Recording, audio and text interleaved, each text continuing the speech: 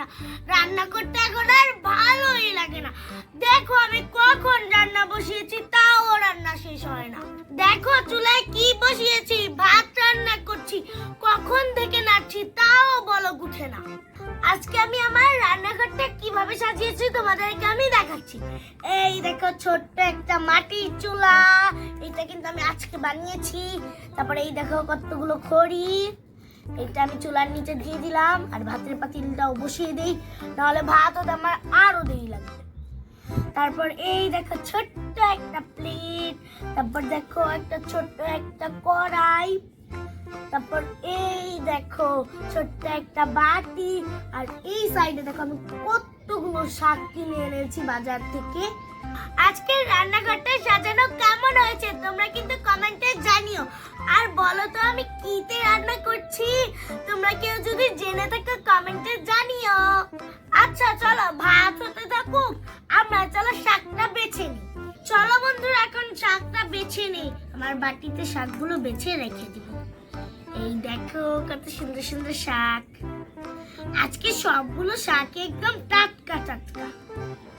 সকাল সকাল গিয়েছি না, এর জন্য অনেক টাটকা টাটকা শাক নিয়ে এসেছি।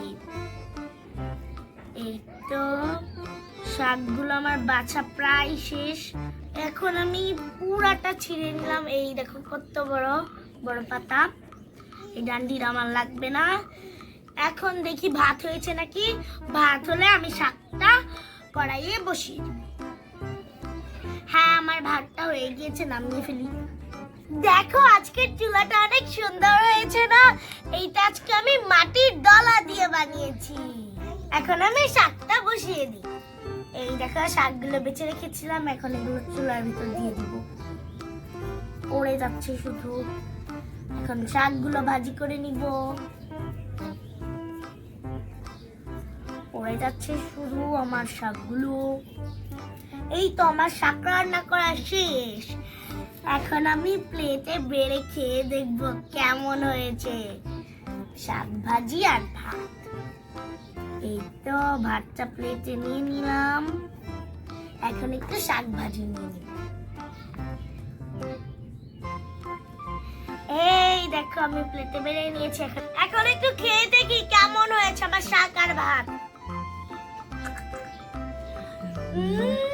শাক আর ভাতটা অনেক মজা হয়েছে। তোমরা জীবনে এরকম শাক আর ভাত খাওনি, এত মজার খাবার। শাক ভাতটা এখন রেখে দেই, খেলামই তো।